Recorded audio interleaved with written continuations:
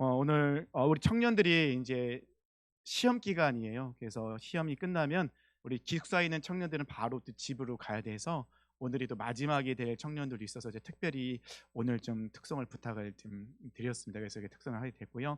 우리 청년들 모든 그런 방학 동안의 삶이나 이런 것들을 위해서 계속해서 기도해 주시기 바랍니다.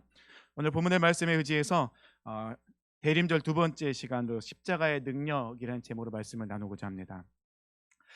제가 인제 감기에 걸릴 줄 독감에 걸릴 줄 모르고 말 본문을 잡았는데 본문이 좀 어려워요. 헷갈리는 부분이 좀 나와서 '아 큰일 났다.'라는 생각이 많이 들긴 하는데 일부 때 좀 헤맸던 것 같아요. 그렇지만 우리 잘 집중해서 우리 말씀 잘 따라오시길 부탁드리겠습니다. 사도 바울은 별명이 있죠. 이방인의 선교사라는 그런 또 별명이 나름대로 있습니다. 실제로 하나님이 사도 바울을 이방인의 선교사로 부르셨고요. 사도 바울을 통하여서 복음이 이방으로 뻗어나가도록 만드셨다는 것입니다. 그래서 오늘 본문에서는요, 사도 바울이 이방인들에게 말씀을 전하면서 너희가 어떻게 해서 하나님의 백성이 되었는지 이거에 대해서 말씀을 전하고 있는데, 그 말씀을 전할 때 주로 예를 들어서 빗대서 말씀을 전한 것이 접붙임이라는 것입니다. 근데 이게 접붙임이 성경에 나와 있는 접붙임과 원래 농사를 지을 때의 접붙임이 달라요. 그래 조금 헷갈리긴 하는데 우리가 잘 알아들어야 됩니다. 근데 오늘 본문에서 13절부터 16절까지는 이스라엘 백성들에 대한 모습이 나와 있거든요. 내가 이방인의 선교사로 부르심을 받았지만 나는 그래도 내 종족인 이스라엘 백성들이 구원을 많이 받았으면 좋겠다. 하나님께서는 이스라엘을 선택하여 부르셨고 그들 하나님의 자녀로서 특권을 누리며 살아가고 있는데 그들이 하나님의 은혜로부터 떨어져 말씀으로부터 언약의 말씀으로부터 떨어져 있어서 비록 그들이 은혜의 자리, 구원의 자리로 나오지 못하고 있지만 혹시라도 이방인들이 예수님 믿고 구원받았다는 소리를 듣고 시기심이 가득해서 그들도 예수님을 믿었으면 좋겠다라는 바울의 간절한 소망이 이 안에 담겨져 있습니다. 16절에 보니까요. 제사는 처음 익은 곡식가루가 거룩한즉 떡덩이도 그러하고 뿌리가 거룩한즉 가지도 그러하니라. 그러니까 제사는 처음 익은 곡식가루는요. 은유적으로 비유적으로 말씀한 건데 이것은 이스라엘의 믿음의 조상들 이야기예요. 믿음의 조상들은요, 하나님이 그들을 부르셔서 그들을 거룩하게 만드셨어요. 믿음의 조상들의 대표적인 게 누굴까요? 아브라함이겠죠. 아브라함도 그렇고 다윗도 그렇고 믿음의 조상들을 보면 그들은 하나님이 그들을 선택하여 부르시고 하나님의 열심으로 그들을 믿음의 사람을 만드신 후에 그들은 하나님의 언약의 말씀으로 거룩해졌거든요. 그리고 나서 떡덩이라는 단어가 나오죠. 그런즉 떡덩이도 그러하고 이 떡덩이는요. 이스라엘 백성들 가운데 남아 있는 자. 남은 자는 어떤 자들이죠? 여전히 하나님의 언약의 말씀을 붙들고 믿음을 지키려고 몸부림치며 남아 있는 자들. 그들도 그들의 조상들처럼 믿음 안에 있을 때 거룩해진다라고 이야기하면서 뿌리가 거룩한즉 가지도 그러하니라. 자, 뿌리가 거룩한즉 가지도 그러하니라. 이거는 이제 접붙임의 이야기를 할 때 조금 더 이해가 되는 부분이라는 것이죠. 그래서 오늘 본문의 말씀에서는 중요한 단어들이 몇 가지 나와요. 첫 번째는 접붙임이고요. 두 번째는 뿌리. 여기 나와 있죠. 뿌리도 나와 있고 참감람나무, 돌감람나무 이렇게 나와 있다는 것입니다. 참감람나무, 돌감람나무 발음하기도 어려워요. 그래서 되게 헷갈리거든요. 이거 잘 들으셔야 됩니다. 헷갈리시면 절대 안 됩니다. 접붙임은 어떤 거냐면요. 꽃이나 아니면 나무를 종류를 개종할 때 바꿀 때 개량할 때 접붙임을 하거든요. 예를 들게요. 이건 그냥 단순히 예입니다. 제가 어떤 감나무에 만약에 배를 나게 만들고 싶다. 그러면 접붙임을 할 때 어떻게 하냐면 감나무에 가지를 자르고 그다음에 배나무에서 가지를 자릅니다. 그리고 자른 배나무 가지를 감나무 가지에 붙이면 이게 젖붙임이에요. 젖붙임할 때는 반드시 필요한 것이 있어요. 배나무에서 가지를 자를 때 살아있는 눈이 두세 개가 있어야 돼요. 눈이 뭔지 알죠? 이 눈 말고. 이 눈 말고 아시죠? 이 눈이 뭔지 알죠? 그 안에 뭐가, 이 눈에선 뭐가 나오죠?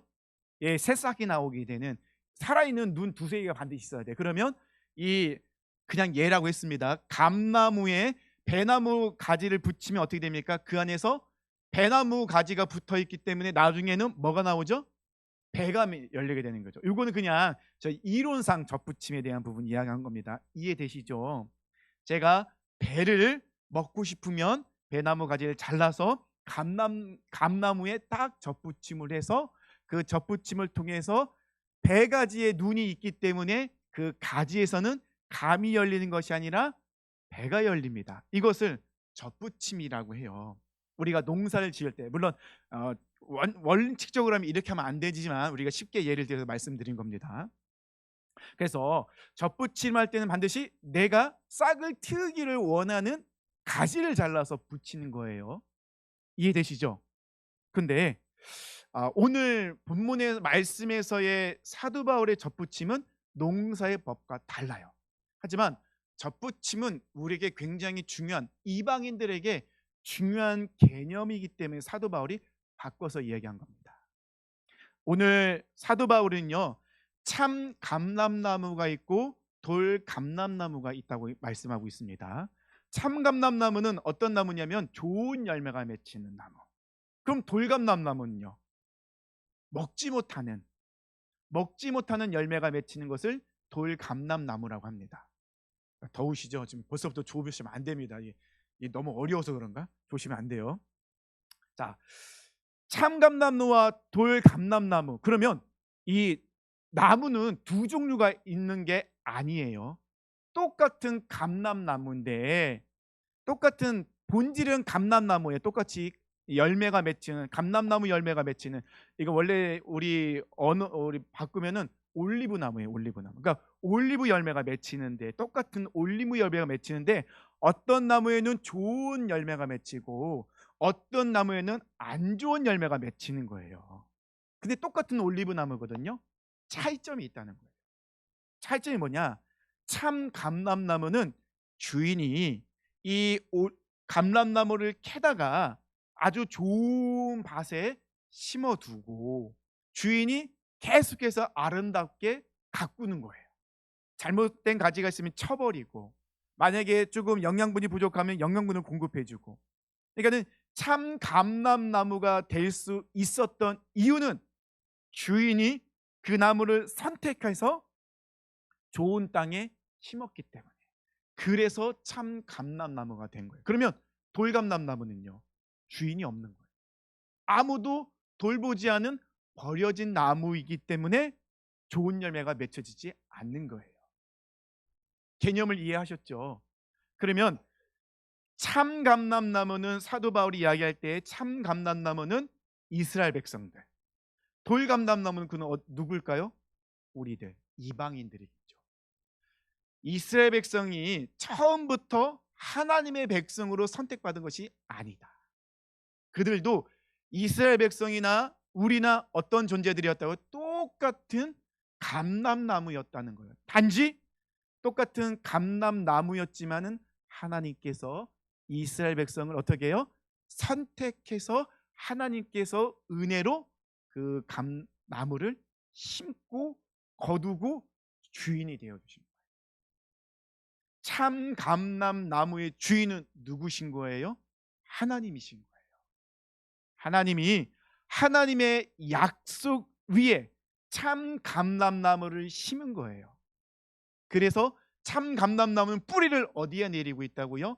하나님의 언약의 말씀 안에 뿌리를 내리고 있기 때문에 참 감람나무에 있는 이스라엘 백성들이 하나님의 자녀로서 특권을 누릴 수 있는 거예요. 그들이 무엇을 잘해서가 결코 아니라는 겁니다. 그들의 주인이 하나님이시기 때문에, 그들의 뿌리가 어디에 내리고 있기 때문에 그래요? 하나님의 언약의 말씀, 하나님의 은혜 가운데 그들이 뿌리를 내리고 있기 때문에 그들은 아름다운 좋은 열매를 맺을 수 있게 된 거예요. 근데 이방인들은요. 이방인들은 이방인들은 하나님의 그 말씀 안에 뿌리를 내리지 못하고 있기 때문에 그 돌감람나무는 어디에 뿌리를 내리고 있습니까? 세상 가운데. 세상 가운데 뿌리를 내리고 있으니 그러면 돌감나무에게는 무슨 열매가 맺혀지겠습니까? 죄의 열매들이 맺혀질 수밖에 없어요. 이스라엘 백성들도 똑같았었어요. 이스라엘 백성들도요, 똑같은 세상 가운데 뿌리를 내리고 있었기 때문에 늘 그들도 우리와 똑같이 죄의 열매를 맺히고 있었는데, 근데 하나님께서 이스라엘을 선택해서 하나님의 언약 안에 그들을 심고 하나님의 언약 가운데 뿌리를 내리고 있으니 그들에게는 무슨 열매가 맺혀지는 겁니까? 하나님이 약속하신 언약의 열매들이 맺혀지게 된 거예요. 그들이나 우리나 다를 것이 없었는데 큰 결정적인 차이는 무엇이라고요? 어디에 뿌리를 내리고 있느냐. 주인이 누구인가가 중요하다는 거예요. 참 감람나무의 주인은 하나님이시지만 돌감람나무의 주인은 어디예요? 세상이라는 거예요. 이 결정적인 차이 때문에 그 차이 때문에 이 열매가 나누어지게 되었다는 것입니다. 사도 바울은요, 이렇게 말씀하시면서 접붙임을 가지고 이거에 대해서, 하지만 하나님께서는 이방인을 접붙임을 해서 참 감람나무에 붙여서 열매를 맺게 한다라고 말씀하고 계시다는 것입니다. 오늘 본문 17절에 보니까요, 또한 가지 얼마가 꺾이었는데, 이 말씀 되게 중요하거든요. 또한 가지 얼마가, 여기서 이 가지는요, 참남나무, 참 감람, 발음도 어렵네요. 참 감람나무 가지인 거예요. 참 감람나무 가지 중 얼마가 꺾였대요. 꺾였는데 돌 감람나무인 내가 그들 중에 접붙임이 되어 참 감람나무 뿌리에 진액을 함께 받는 자가 되었은즉. 참 감람나무에게 중요한 것은 무엇입니까? 뿌리. 뿌리. 뿌리가 어디에 내리고 있는가? 아무리 이스라엘 백성이라 할지라도, 참 감람나무라 할지라도 뿌리가 하나님께, 하나님의 언약의 말씀 안에 뿌리를 내리고 있지 않으면 열매를 맺을 수 있다 없다? 없다는 거예요. 뿌리로부터 진액을 공급받을 수 있으니까. 그 뿌리가 하나님의 말씀에 딱 내리고 있어야 되는 거예요. 그런데 문제는 뭐죠? 이 참 감람나무 중 얼마의 가지가 꺾였대요. 일부러 꺾인 게 아니고 꺾여졌대요. 이것을 우리가 어떻게 설명할 수 있느냐? 하나님께서는 이스라엘 백성들에게 약속을 하셨죠. 메시아를 보내주겠다. 우리는 대림절을 보내고 있습니다. 하나님이 약속하신 예수님 이 땅에 오셨어요. 성탄절이죠. 아기 인간의 몸을 입고 아기 예수님이 이 땅에 오셨습니다. 그 예수님이 이 땅에 오셔서 무엇을 하셨습니까? 우리의 죄를 위해서, 우리 죄를 깨끗하게 씻어주시게 십자가에 죽으시고 우리를 위해 다시 살아나셨어요. 우리를 위해서 다시 하늘로 올라가셨어요. 그리고 우리를 위해서 다시 이 땅에 오십니다. 이 땅에 오실 예수님을 기다리는 절기가 대림절이잖아요. 대강절이라고 하고 대림절이라고 하고, 우리가 지금 그 대림절을 보내고 있잖아요. 우리는 다시 오실 예수님을 지금 기다리고 있어요. 근데 이스라엘 백성들, 하나님께 선택받아 하나님의 언약 안에 뿌리를 내리고 있어 선택받은 그 참 감람나무 같은 이스라엘 백성들이 하나님의 언약을 어떻게 했습니까? 버렸습니다. 하나님이 그렇게 약속하셨는데 그 약속의 말씀을 불순종했어요. 따라가지 않았습니다. 하나님께서 약속하신 예수님이 이 땅에 오셨어요. 근데 그 유대인들, 이스라엘 백성들, 참 감람나무라고 자부했던 이스라엘 백성들은 어떻게 했습니까? 그 예수님을 부인했습니다. 부인만 했나요? 십자가에 달아 저주받아 죽은 자처럼 예수님을 죽였습니다. 그래서 사도 바울은 17절에 뭐라고 말씀하고 있습니까? 가지가 꺾였다. 이스라엘 백성들이 하나님의 약속의 말씀을 붙들지 않고 불순종하고 하나님께서 약속하신 그 메시아 예수님이 오셨는데 그 예수님을 믿지 않음으로 인하여 그들은 어떻게 돼요? 가지가 꺾여진 거예요. 아무리 참 감람나무라 할지라도 가지가 꺾이면 나무가 살 수 있을까요? 없을까요? 못 살죠. 하나님께서는 이스라엘 백성들이 하나님의 언약의 말씀을 붙들지 않고 불순종하여 이 땅에 오신 예수님을 거부한 떠난 그들을 꺾으셨죠. 자, 가지가 꺾였습니다. 그 안에 그 꺾여진 그 부분에 우리 하나님께서 돌 감람나무인 우리를 어떻게 해요? 그곳에 접붙여 주셨다. 그곳에 우리를 다 붙여 주셨어요. 그럼 우리가 지금 어디 붙어 있는 겁니까? 참 감람나무에 붙어진 게 된 거예요. 아까도 말씀드렸습니다. 참 감람나무가 중요한 것이 아니라 무엇이 중요하다고요? 뿌리가. 16절에 보니까요. 뿌리가 거룩한즉 가지도 그러하니라. 뿌리가 거룩하기 때문에 그 뿌리로부터 거룩한 것이 나오는 가지는 어떻게 됩니까? 같이 거룩해지는 거예요. 17절에도요. 참 감람나무 뿌리의 진액을 함께 받는 자. 하나님의 언약의 말씀이 뿌리를 내리고 있고 그것으로부터 진액을 공급받는 자들. 18절입니다. 내가 뿌리를 보존하는 것이 아니라 뿌리가 너를 보존하는 것이라.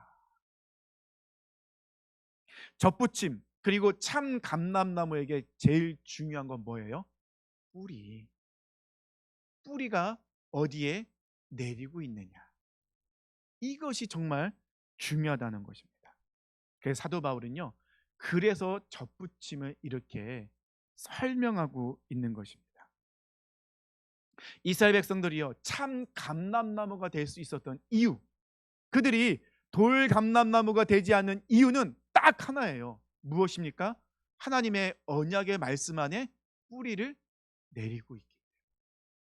하나님의 은혜 가운데 뿌리를 내리고 있기 때문에 그들이 참 감람나무가 될 수 있고 그리고 그들이 열매를 맺을 수 있는 건데 하나님이 주인으로 그들을 가꾸기 때문에 그들이 열매를 맺고 있는 것인데 그들이 그 하나님으로부터 벗어난다면 하나님의 언약의 말씀에 순종하지 않는다면 하나님의 은혜의 보좌 앞에 나가지 않는다면 그들은 어떻게 해요? 꺾여지는 거예요. 그리고 꺾은 자리에 돌 감람나무인 우리를 어떻게 해요? 돌 감람나무에서 꺾어서 우리를 참 감람나무에 접붙임을 하는 겁니다. 자, 제가 말씀드렸죠. 아까요. 접붙임할 때는 항상 무엇이 남아 있어야 된다고 했죠? 눈이 남아 있어야 된다고 했죠. 그러면 아까 제가 말씀드렸죠. 배나무 가지를 꺾어서 접붙이면 뭐가 열린다고요? 배나무 열매. 배가 열리죠. 그러면 돌감람나무 우리가 참 감람나무에 접붙임 당하면 우리에게 무슨 열매가 맺힐까요?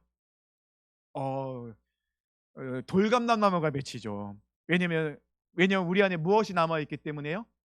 예, 죄의 눈이 남아 있기 때문에.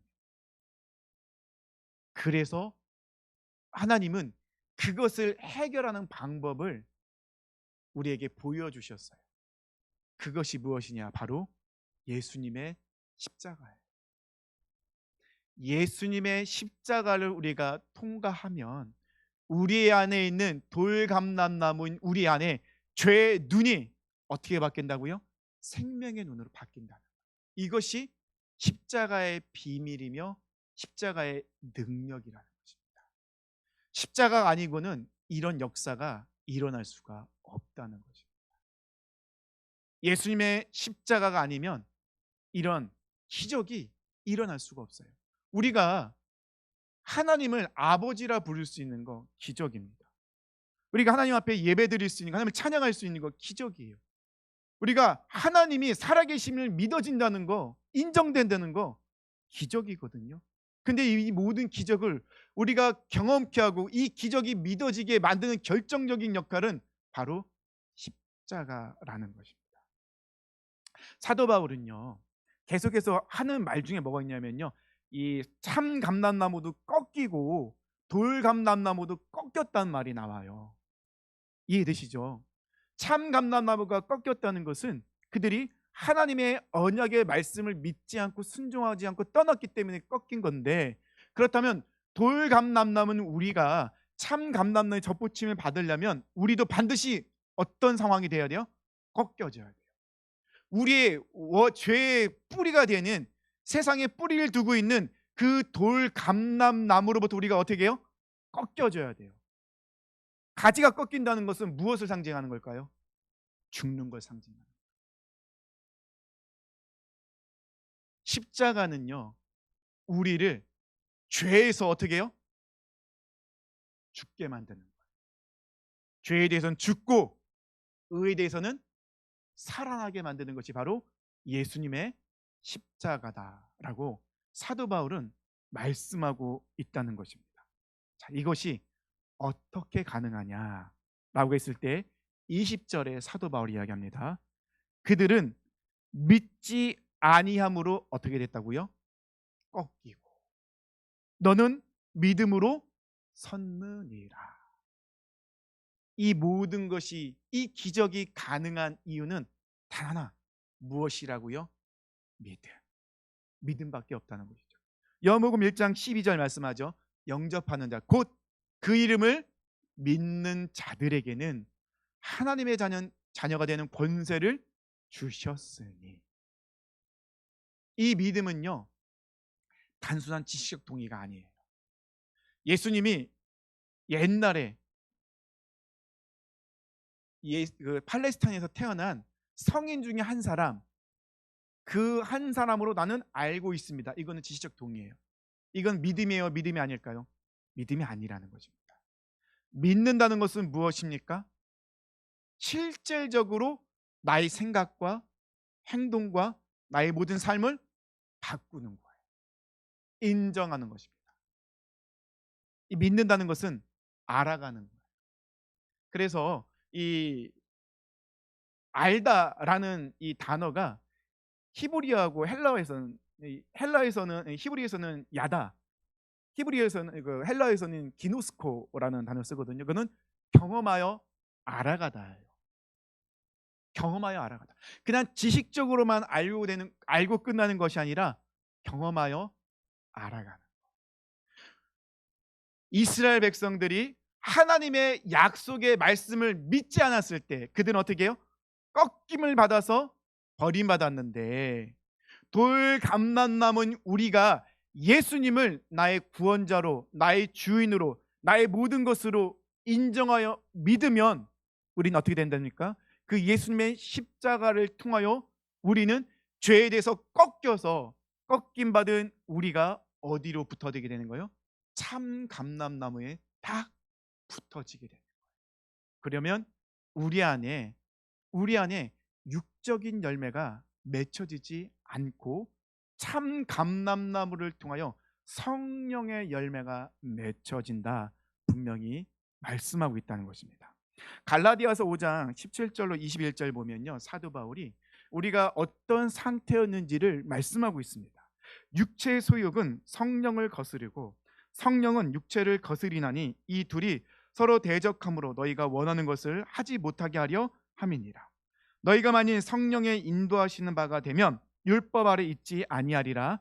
육체의 일은 분명하니 곧 음행과 더러운 것과 호색과 우상 숭배와 주술과 원수 맺는 것과 분쟁과 시기와 분냉과 당짓는 것과 분열과 이단과 투기와 술 취함과 방탕함과 또 그와 같은 것들이라. 전에 너희에게 경계한 것 같이 경계하노니 이런 일을 하는 자들은 하나님의 나라를 유업으로 받지 못할 것이요. 우리는 이렇게 돌감람나무 같은 존재들이었어요. 우리 안에는 계속 이런 육적인 열매만 맺혀지고 있었다는 것입니다. 희망이 없었죠. 우리가 어떻게 이런 육적인 열매를 가지고, 이런 육적인 죄의 열매를 가지고 하나님께 나아갈 수 있습니까? 나갈 수가 없죠. 그런데 우리는 맺고 싶지 않은데 자꾸 이런 열매가 맺혀지는 거예요. 왜냐하면 우리는 벌써 세상 가운데, 이 죄 가운데 뿌리를 내리고 있기 때문에 계속해서 우리에게 올라오는 것은 육적인 혈기와 죄악의 가능성과 자꾸 부딪힘과 하나님이 싫어하시는 것만 계속해서 우리에게 올라올 수밖에 없었다는 것입니다. 우리는 하나님의 자녀로 살지 못하고 있었어요. 그런데 예수님께서 이 땅에 오셔서 우리로 하여금 죄의 그 쓴뿌리, 죄의 뿌리를 내리고 있고 세상으로부터 뿌리를 내리고 있었던 우리를 꺾으시고 어디로 붙이셨다고요? 참감람나무를 딱 접붙였어요. 그리고 완벽하게 우리 안에 남아있는 죄의 눈까지도 그 십자가를 통하여서 어떻게 완벽하게 바꾸신 거예요. 그래서 우리에게는 성령의 9가지 열매가 맺히도록 역사하셨다는 거예요. 이 모든 것이 가능한 것은 십자가만을 통해서 가능하다는 것입니다. 우리가 십자가에 나가려면 첫 번째가 무엇이 필요가 있습니까? 믿음이 필요합니다. 믿음. 예수님이 아니면 안 된다는, 예수님만을 나의 구원자로 주인으로 고백하는 그 믿음. 어떤 순간에도 예수님이 말씀하시면 아멘하며 순종하겠습니다라는 결단, 이런 결단의 믿음이 필요하겠죠. 두 번째가 필요하겠죠. 무엇입니까? 십자가 앞으로 나가는 거죠. 근데 십자가는요, 나의 죽음을 상징합니다. 내가 죽어야 살아나는 거예요. 기독교는요, 역설적인 종교입니다. 살고자 하는 자는 죽어야 돼요. 얻고자 하는 자는요, 버려야 됩니다. 예수님이 그렇게 하셨거든요. 예수님은 이 세상에 죽으러 오셨어요. 왜요? 우리를 살리고자. 예수님이 십자가에 죽으셨을 때, 그때 우리에게는 희망이 생겼습니다. 예수님 근데 십자가의 죽으심으로 끝난 게 아니죠. 예수님 십자가에 죽으시고 다시 어떻게 합니까? 의롭게 하나님이 예수님을 다시 살리셨어요. 그래서 십자가는요, 먼저 내가 죽는 거예요. 내 생각, 내 계획, 나의 혈기, 나의 지식, 내가 갖고 있는 거, 이 모든 것을 먼저 죽는 것이 십자가입니다. 고통 없는 영광은 없습니다. 내가 죽지 않으면 하나님의 영광에 동참할 수가 없죠. 예수님께서도 우리에게 말씀하셨잖아요. 너희가 나를 따라오려거든 날마다 자기를 부인하고 자기 십자가를 지고 나를 따를 것이니라. 십자가를 진다는 건 뭡니까? 나를 부인한다는 건 뭡니까? 나는 죄인입니다. 나는 돌감람나무 같은 죄인이었습니다. 여전히 내 안에서 올라오는 것은 죄의 욕심뿐입니다. 내 안에 선한 것이 올라오지 않습니다. 주님, 그래서 너무 힘듭니다. 어렵습니다. 그래서 나에게 예수님이 필요합니다. 십자가에서 내가 죽겠습니다. 아니, 십자가에서 나는 죽었습니다. 내가 죽었기 때문에 예수님께서 살아나신 것처럼 나도 살려 주시옵소서. 이 십자가의 능력이 바로 우리를 살리는 것입니다. 사도 바울은 이것을 접붙임으로 이야기한 거예요. 십자가 없는 접붙임은요, 여전히 내 안에 뭐가 생깁니까? 내 욕심의 열매들만 맺혀요. 외적으로는 교회를 다니는 것 같지만, 예수를 믿는다고 말은 하지만 십자가에 죽지 않으면 여전히 내 죄의 욕심의 열매가 맺혀질 뿐이라는 겁니다. 내 안에 욕심의 열매, 육적인 열매가 맺힌다는 건 뭡니까? 아, 내가 십자가에 죽지 않았구나. 여전히 내가 살아있구나. 내가 십자가를 통과하지 못했구나 라는 것을 점검해 볼 필요가 있다는 거죠. 십자가는 세상 사람들에게 미련한 것이지만 하나님을 믿는 우리에게는 십자가는 하나님의 능력입니다. 우리 사랑하는 모든 성도님들, 우리 대림절 두 번째 주일을 지키고 있습니다. 보내고 있습니다. 다시 오실 주님을 기다리고 있죠. 그렇다면 우리 사랑하는 성도님들, 그 십자가의 능력을 다시 한번 되돌아보시기 바랍니다. 정말 나는 십자가에서 죽었는지, 죽은 척만 하고 있는 건 아닌지 되돌아봤으면 좋겠습니다. 내 안에 여전히 육적인 열매가 맺혀지고 있다는 것은 나는 십자가에서 죽은 척만 한 거예요. 스스로를 속이지 마세요. 하나님은 절대 속지 않으십니다. 우리 성령 하나님도 속지 않으십니다. 우리 사랑하는 성도님들, 십자가에서 완벽하게 완전하게 죽으시길 바랍니다. 나는 죽고 예수로 사는 그런 십자가의 능력을 날마다 다 경험하고 그것을 통하여 하나님께 참 감람나무로서 성령의 열매들을, 아름다운 열매들을 하나님께 올려드리는 사랑하는 하나님의 사람들 되시기를 축원합니다. 우리 다 같이 일어나셔서